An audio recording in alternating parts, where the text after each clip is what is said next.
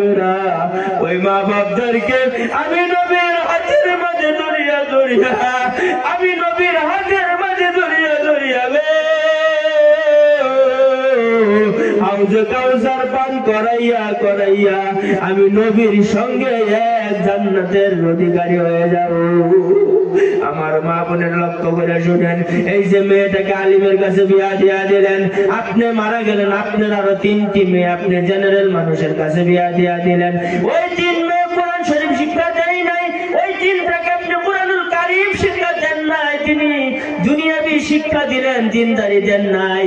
আপনি মৃত্যুর খবর পেয়ে ওই 3 মেয়ে বাড়িতে আসবে, আপনার বানাত পরা মায়েটা সুন্দর করে মুখখানাটাকে বোরকা পরিধান করে চশমা লাগাইয়ে হাতের মাঝে মোজা, পাওয়ার মাঝে মোজা, পৃথিবীর কোন জমিনের কোন ভিন্ন পুরুষে যেন না দেখতে পারে।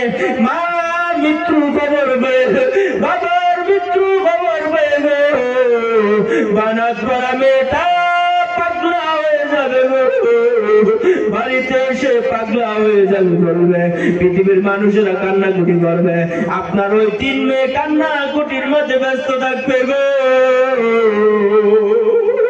আপনার ওই বানাত করা মেয়েটা মানুষকে বলবে, মানুষেরা রে আমাকে একটু অজু করার সুবিধা করে দাও।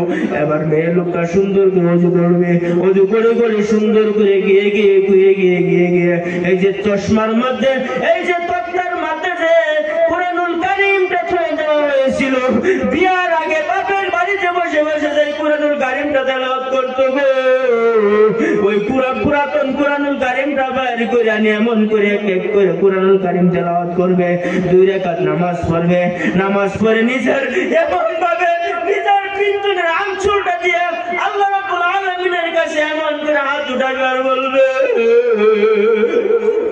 রাব্বুল আলামিন,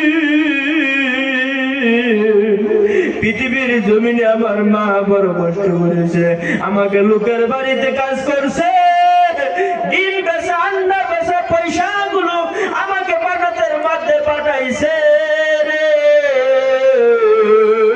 আমাকে দিনদারি বানানোর জন্য, কোরআনুল কারীম শিক্ষা দেওয়ার জন্য, দিনের শিক্ষার দ্বারা আমাকে শিক্ষিত করার জন্য, দুনিয়াবি মুবলাল না রে আল্লাহ, কেবলমাত্র শুধুমাত্র তোমাকে পাওয়ার জন্য এমন করে আমাকে শিক্ষিত বানাইছে।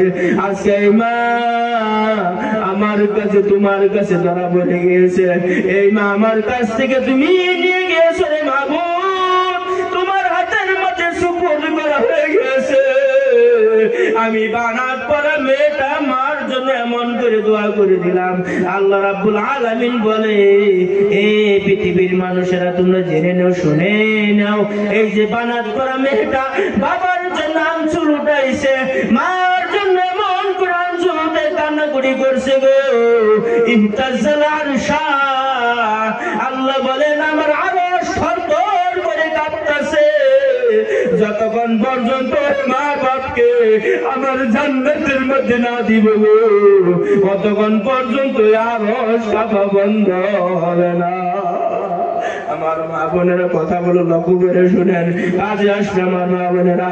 এই জন্যই বলি গো, একজন মেয়েকে বানাতের মধ্যে লেখাপড়া করেন, আপনি যখন মারা গেলেন পৃথিবীর সমস্ত মানুষ আসবে, আপনার কাপড় কাটার মতন পৃথিবীর মধ্যে কেউ থাকবে না, আপনাকে গোসল দেওয়ার মতন মানুষ পাওয়া যাবে না গো।